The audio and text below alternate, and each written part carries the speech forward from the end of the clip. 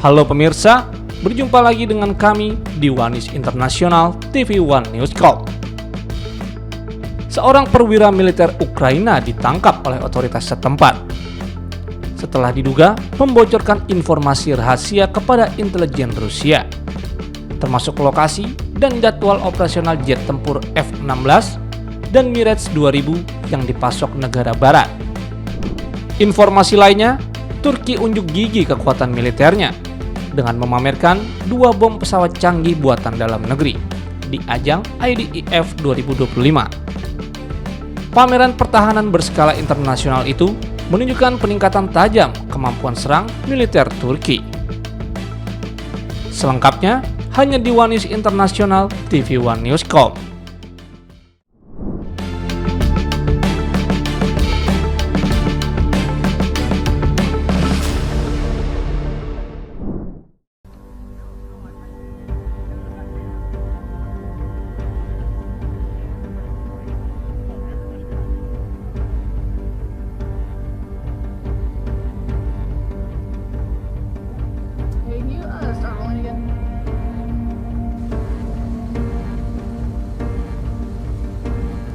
Sebuah jet tempur siluman F-35C milik Angkatan Laut Amerika Serikat jatuh di California Tengah pada Rabu 30 Juli malam.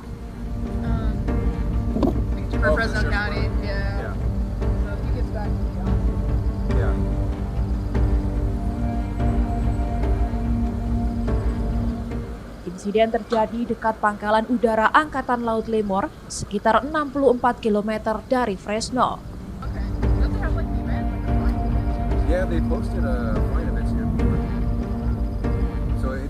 Pilot berhasil melontarkan diri dan dinyatakan selamat, menurut pernyataan Angkatan Laut Amerika Serikat.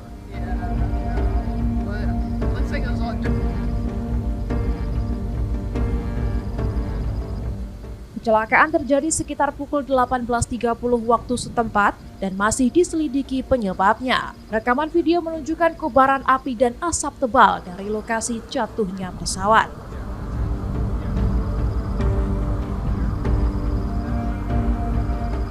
Lokasi kecelakaan berada di area pertanian datar dekat kompleks militer.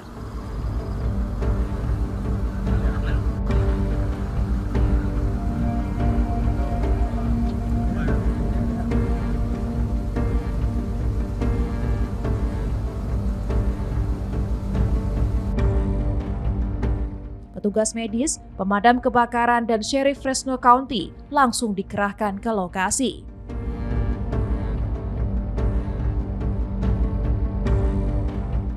Jet tersebut berasal dari skuadron VF-125 Rough Riders yang melatih pilot dan awak pesawat.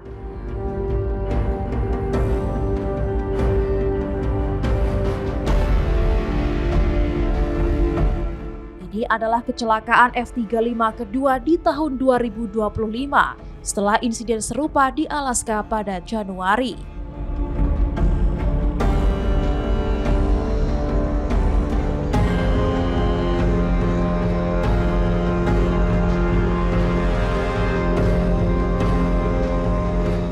Meski dikenal canggih, jet F-35 masih dikritik karena masalah perawatan dan keandalan operasional.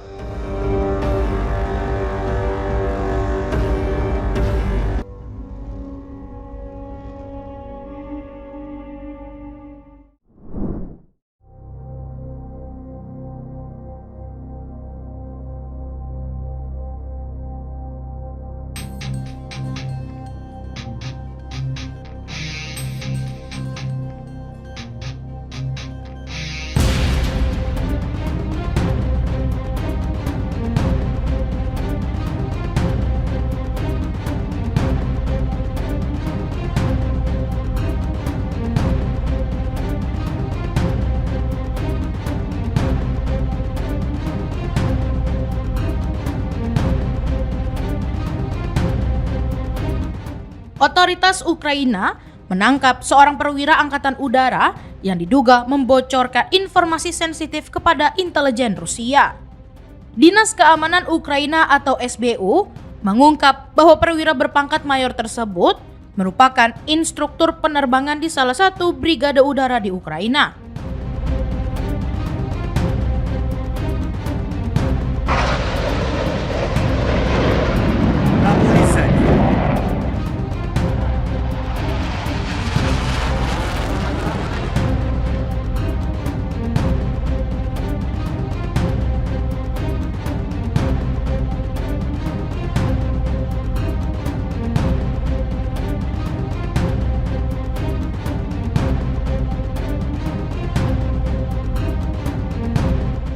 Ia dituduh menjadi agen bagi Badan Intelijen Militer Rusia dan membantu mengordinasikan serangan rudal serta drone terhadap sejumlah pangkalan udara strategis milik Kiev.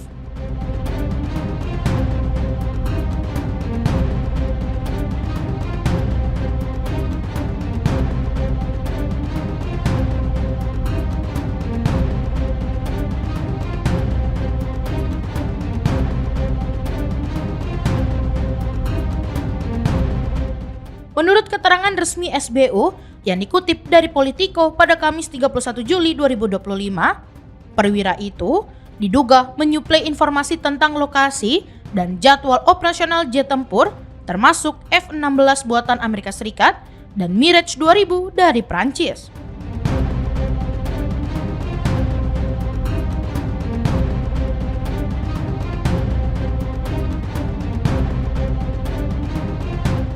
Ia juga disebut memberikan masukan kepada pihak Rusia terkait celah dalam sistem pertahanan udara Ukraina.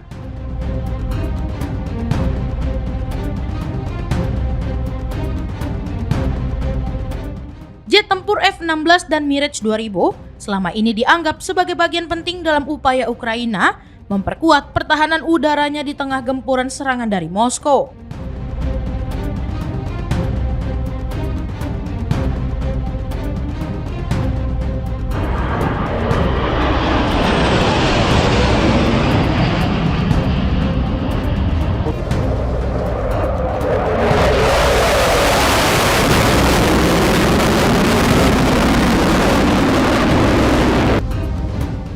SBU menambahkan, selain data teknis dan taktis pesawat, tersangka juga membocorkan informasi pribadi para pilot Ukraina.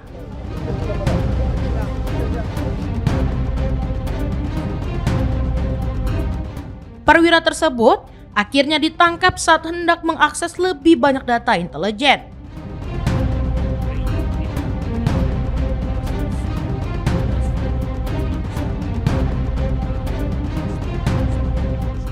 Ia telah didakwa dengan tuduhan pengkhianatan dan terancam hukuman penjara seumur hidup jika terbukti bersalah.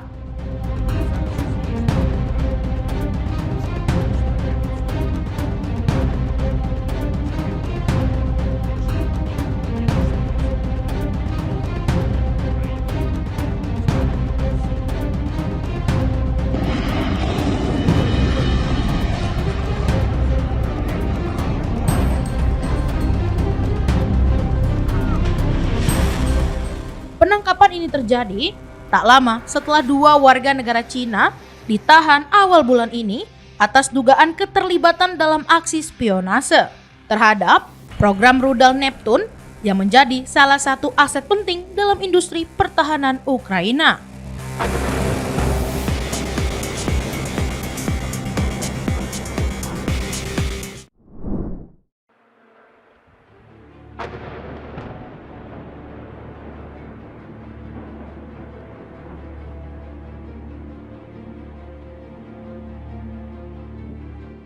Serangan udara skala besar kembali mengguncang ibu kota Ukraina, Kiev, pada Rabu malam 30 Juli 2025 dan berlanjut hingga Kamis dini hari 31 Juli.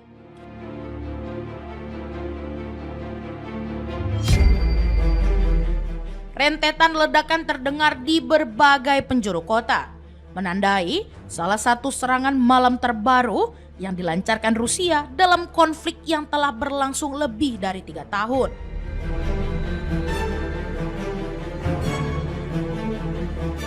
Rekaman video yang diperoleh kantor berita Reuters memperlihatkan kobaran api dan dentuman keras yang menerangi langit Kiev.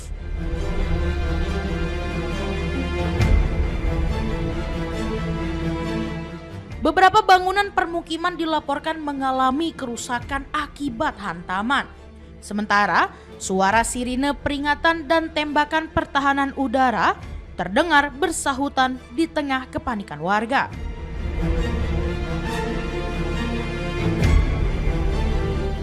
Asap tebal tampak membumbung tinggi ke udara, menandai dampak masif dari serangan tersebut.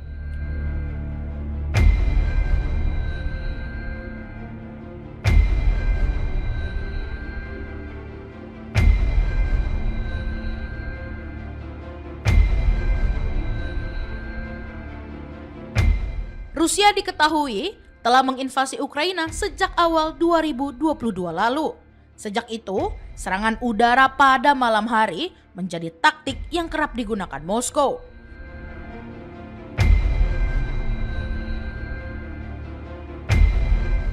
Serangan semacam ini biasanya melibatkan peluncuran ratusan drone dan sejumlah rudal secara bersamaan, dengan tujuan membebani sistem pertahanan udara Ukraina agar tidak mampu menghalau seluruh ancaman sekaligus.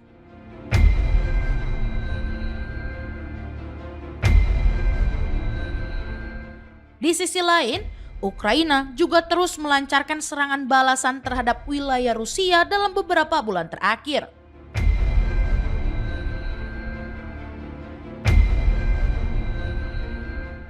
Kedua pihak saling meluncurkan drone dalam eskalasi yang semakin intens. Sementara pertempuran darat tetap berlangsung sengit di sepanjang garis depan yang membentang lebih dari 1.000 kilometer.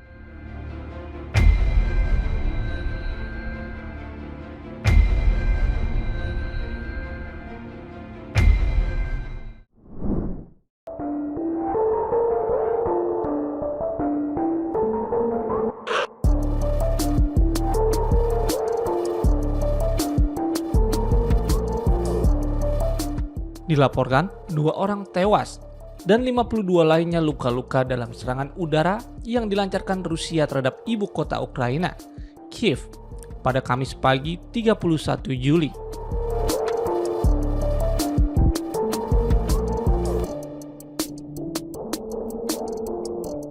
Informasi tersebut disampaikan oleh otoritas setempat dalam laporan awal yang menyebutkan bahwa serangan tersebut menyasar sejumlah titik di kota dan menimbulkan kerusakan besar.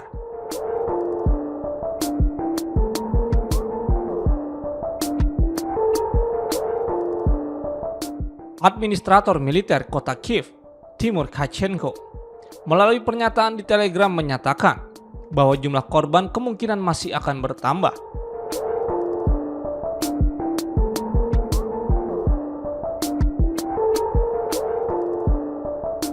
Ia juga melaporkan bahwa kerusakan tercatat di lebih dari 20 lokasi.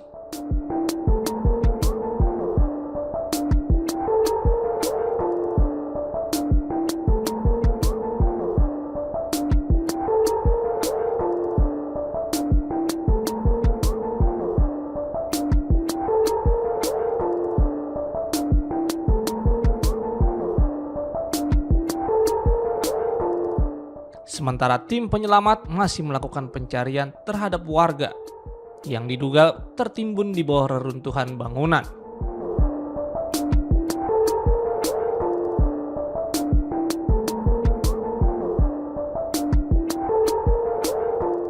Serangan ini memicu kebakaran di beberapa wilayah dan menyebabkan kehancuran luas di berbagai sudut kota.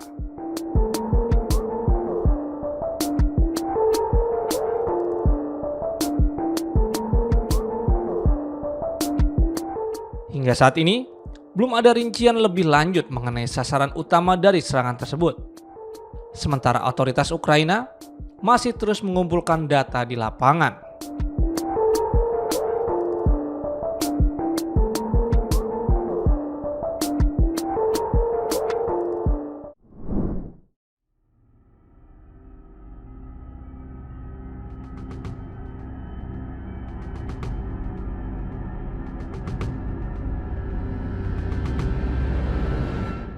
Rusia melancarkan serangan udara besar-besaran ke ibu kota Ukraina Kiev menggunakan rudal dan drone, yang menewaskan sedikitnya 6 orang termasuk seorang anak serta melukai puluhan lainnya.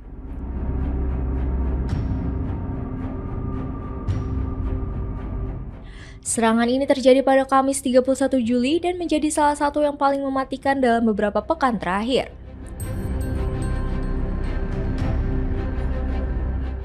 Menurut otoritas setempat, serangan merusak sedikitnya 27 lokasi di 4 distrik berbeda di Kiev.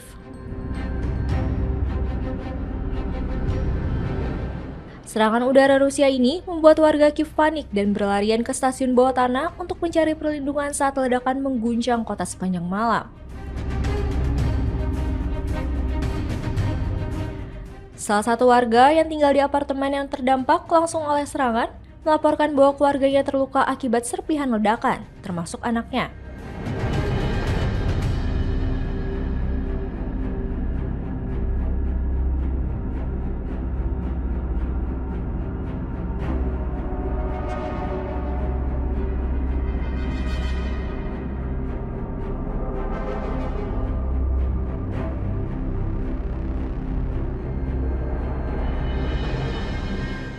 Rusia membantah menargetkan warga sipil, tapi intensitas serangan ke wilayah-wilayah Ukraina yang jauh dari garis depan terus meningkat.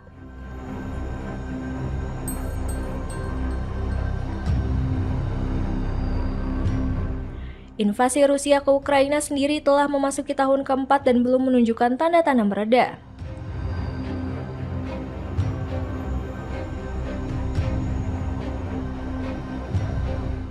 Presiden Ukraina Volodymyr Zelensky menyatakan bahwa dalam serangan tersebut Rusia meluncurkan lebih dari 300 drone dan 8 rudal ke berbagai wilayah Ukraina.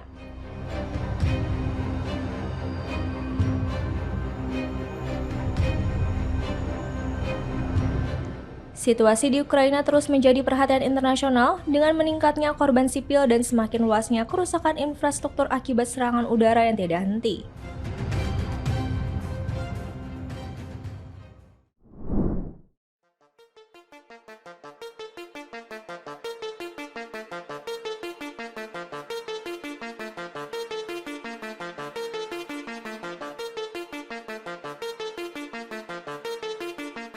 Presiden Amerika Serikat Donald Trump mengultimatum Rusia kalau negara itu memiliki waktu hingga 8 Agustus untuk berdamai dengan Ukraina. Jika tidak, Rusia bakal menghadapi sanksi baru yang diberikan oleh negeri paman Sam itu. Trump pada Senin kemarin menuduh Presiden Vladimir Putin melakukan percakapan yang baik dan penuh hormat. Namun dalam pembicaraan itu, Putin terus meluncurkan roket ke kota-kota Ukraina.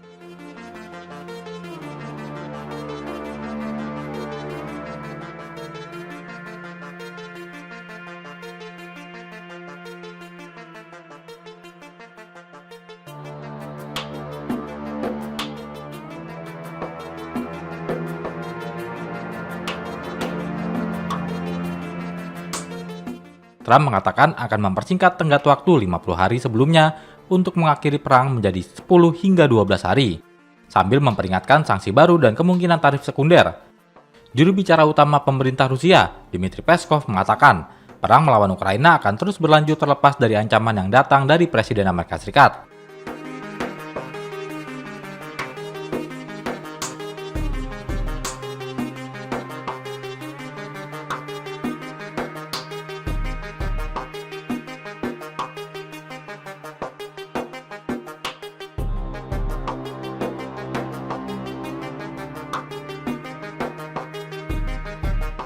Trump mengatakan kepada wartawan bahwa ia belum menerima tanggapan apapun dari Putin mengenai tenggat waktu perdamaian barunya dan menyebutnya sebagai hal yang memalukan.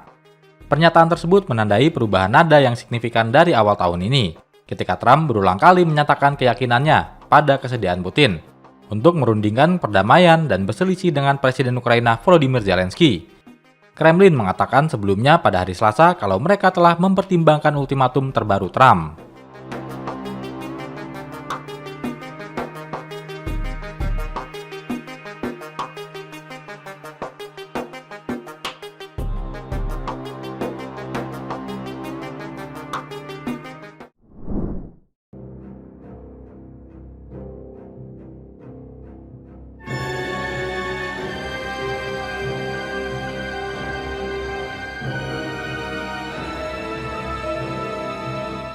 Serangan musim panas Rusia di Ukraina Timur dilaporkan kini terpusat pada Pokrovsk, salah satu kota besar terakhir di wilayah Donetsk yang masih dikuasai pemerintah Ukraina.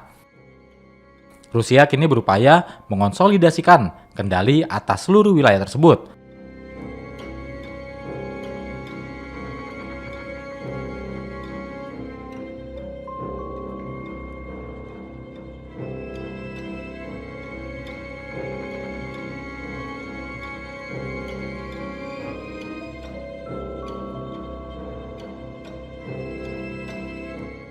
Pasukan Rusia terus maju ke kota dari utara, timur, dan selatan menggunakan kelompok infanteri kecil. dan pengawasan pesawat tak berawak untuk memperkuat tekanan ke pasukan Ukraina yang sudah kepayahan. Pertempuran tersebut yang merupakan salah satu yang paling intens di periode musim panas Juni hingga Juli. Ini yang terjadi bersamaan saat waktu terus berjalan sesuai ultimatum Presiden Amerika Serikat Donald Trump kepada Moskow.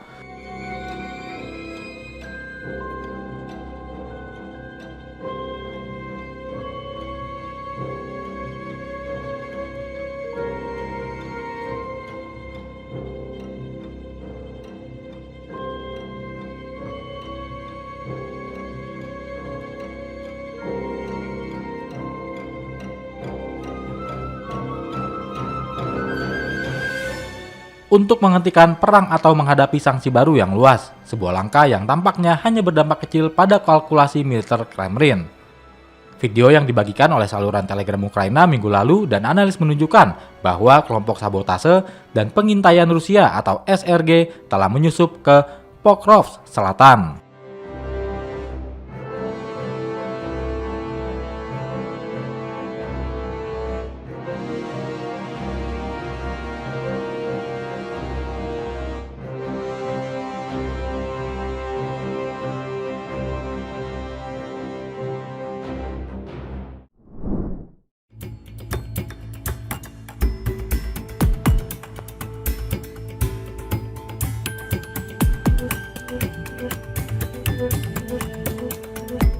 Turki memamerkan 2 bom pesawat canggih yang dikembangkan oleh Pusat Penelitian dan Pengembangan atau Litbang Kementerian Pertahanan Nasional.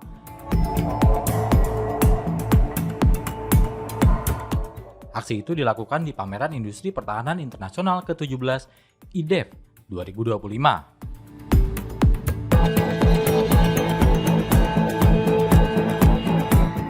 IDEF 2025. Pameran tersebut menampilkan peningkatan signifikan dalam kemampuan serangan militer Turki.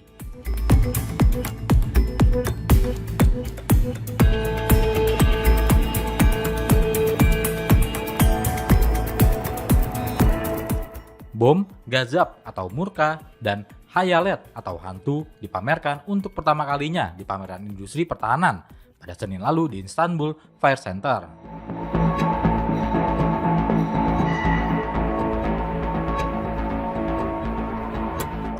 Laporan Turki Today menyebut kedua senjata mematikan itu merupakan kemajuan teknologi dalam kemampuan manufaktur pertahanan domestik Turki.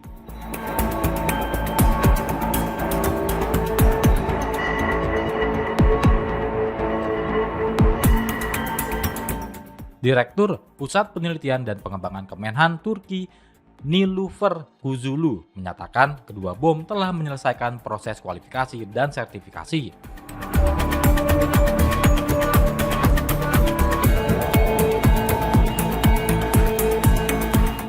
Menurut Kuzulu, Hayalet juga disebut NEB-1 dan NEB-2 adalah bom penetrasi generasi terbaru yang dirancang untuk menembus struktur beton yang diperkeras.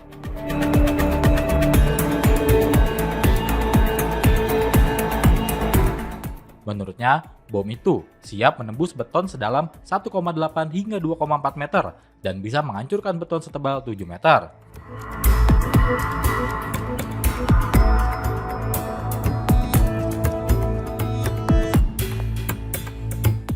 Kuzulu mengungkapkan uji coba yang dilakukan baru-baru ini membuktikan saat bom Hayalet dijatuhkan dari pesawat ke sebuah pulau dengan lebar 160 meter.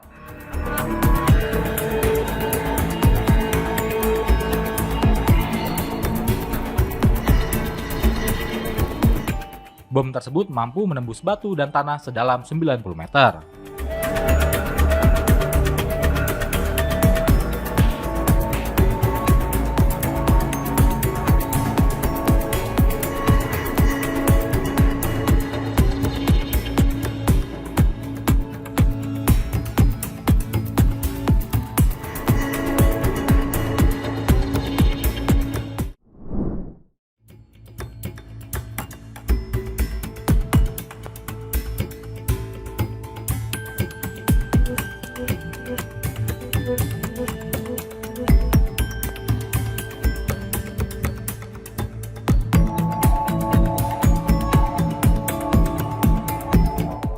Ratusan warga Afghanistan memadati pusat pendaftaran visa kerja di Kabul pada 30 Juli 2025.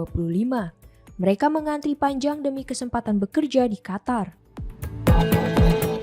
Dalam video yang terekam, petugas terlihat mengendalikan kerumunan dengan cambuk karena banyaknya jumlah pelamar yang datang dari berbagai provinsi. Antrean ini dipenuhi oleh warga yang berharap mendapat pekerjaan di tengah tingginya angka pengangguran.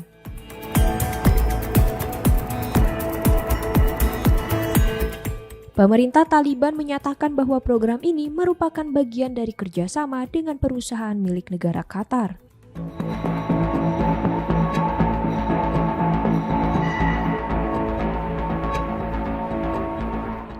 Juru bicara Kementerian Tenaga Kerja, Samiullah Ibrahimi, mengungkapkan bahwa awalnya tersedia 2.000 posisi pekerja di Qatar.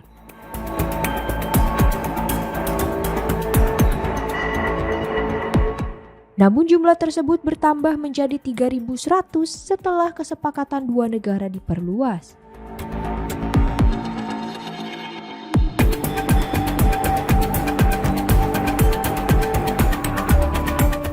Program ini diluncurkan setelah lebih dari 1,5 juta warga Afghanistan dipulangkan secara paksa dari negara tetangga seperti Iran dan Pakistan.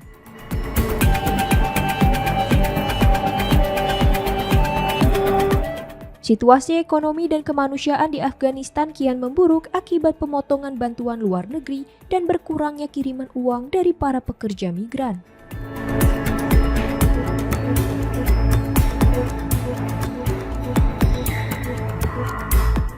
Taliban juga mengungkapkan bahwa pembicaraan serupa tengah dilakukan dengan sejumlah negara lain, termasuk Arab Saudi, Uni Emirat Arab, Oman, Turki, dan Rusia.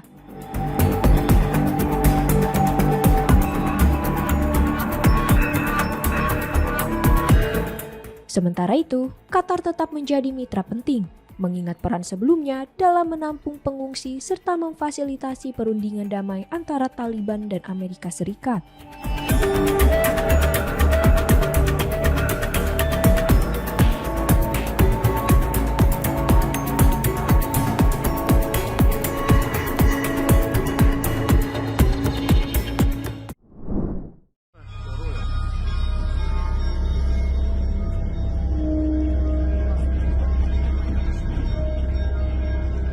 Смотри на стол. Ребят, качает меня до сих пор ноги. Да до сих пор качает. Смотрите. Вот.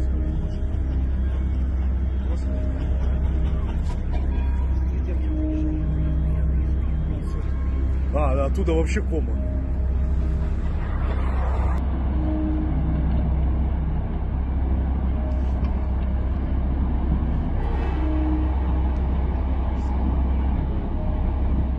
Pemerintah Rusia menyatakan tidak ada korban jiwa akibat gempa bumi berkekuatan magnitudo 8,8 yang mengguncang semenanjung Kamchatka pada Selasa 29 Juli.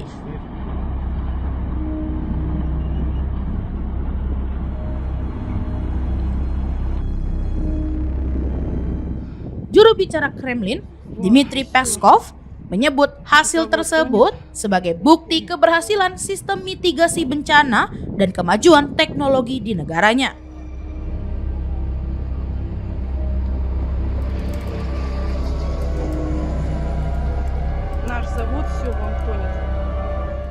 Dalam keterangan yang dikutip kantor berita TASS pada Rabu 30 Juli, Peskov menyampaikan bahwa ketiadaan korban tewas mencerminkan kesiapan yang tinggi, termasuk dalam aspek teknologi dan penanganan darurat.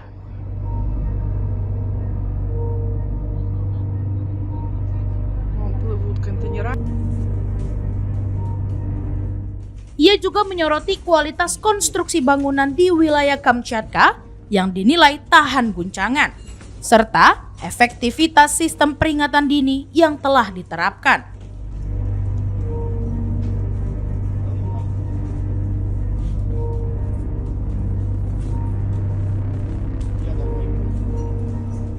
Menurut laporan Reuters, gempa tersebut merupakan yang terbesar di dunia sejak 2011 dan tercatat sebagai yang paling kuat di Kamchatka sejak 1952.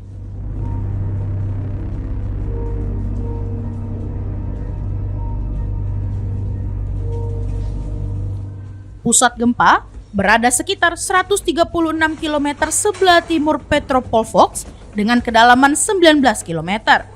Sejumlah gelombang tsunami dilaporkan menyusul peristiwa ini.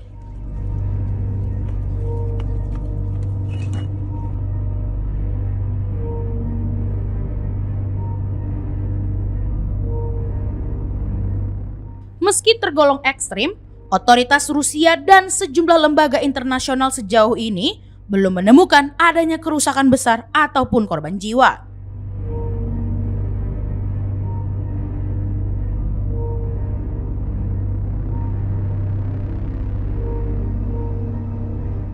Peneliti utama dari British Geological Survey, David Tepin, mengaku terkejut dengan minimnya dampak yang ditimbulkan.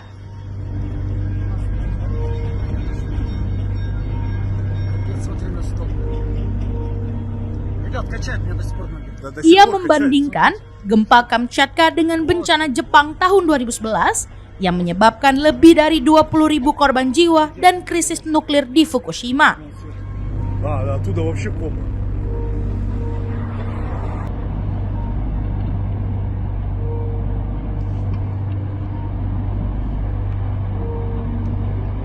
Tapin menilai gempa sebesar itu lazimnya memicu dampak besar, apalagi dengan munculnya tsunami setinggi 4 meter. Namun, ia juga menekankan bahwa informasi terkait dampak tsunami masih terbatas.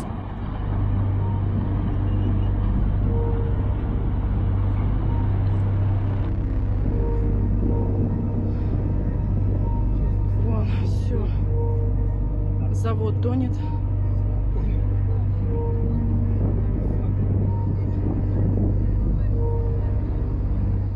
Menurutnya, faktor geografi serta kesiapan sistem peringatan dini menjadi kunci dalam mencegah jatuhnya korban. Ia mencatat bahwa sistem peringatan telah berhasil diaktifkan di Jepang, Hawaii, dan pesisir barat Amerika Serikat yang memperlihatkan pentingnya kesiapsiagaan menghadapi bencana alam.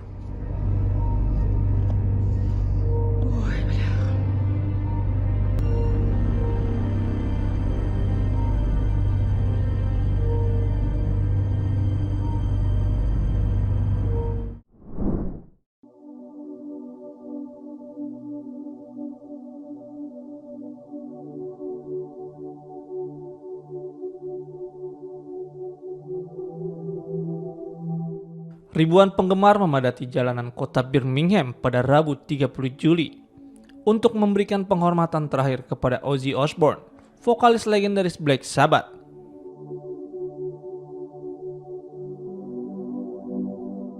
Ozzy Osbourne meninggal dunia pada 22 Juli 2025 dalam usia 76 tahun.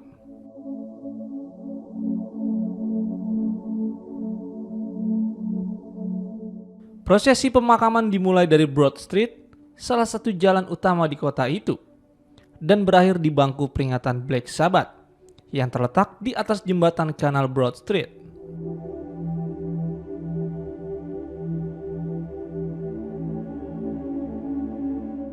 Mobil jenazah yang membawa mendiang Osbourne diiringi oleh penampilan langsung dari grup musik Tube.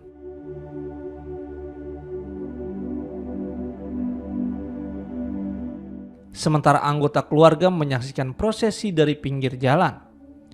Pihak keluarga diketahui menanggung seluruh biaya prosesi ini sebagai bentuk penghormatan pribadi bagi Osbourne.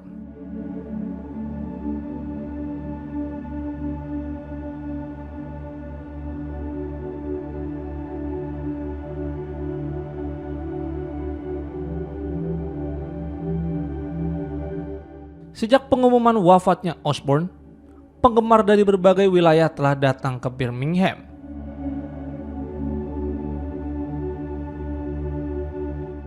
Sebagai bentuk penghormatan terakhir, mereka datang ke lokasi-lokasi bersejarah yang berkaitan dengan kehidupan dan karir sang musisi.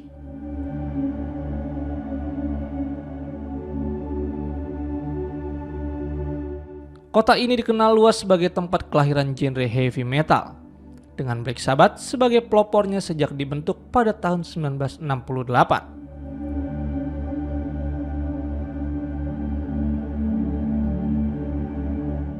Ozzy Osbourne dikenal sebagai sosok yang berpengaruh besar dalam dunia musik metal dan dijuluki sebagai bapak baptis musik metal oleh banyak penggemarnya.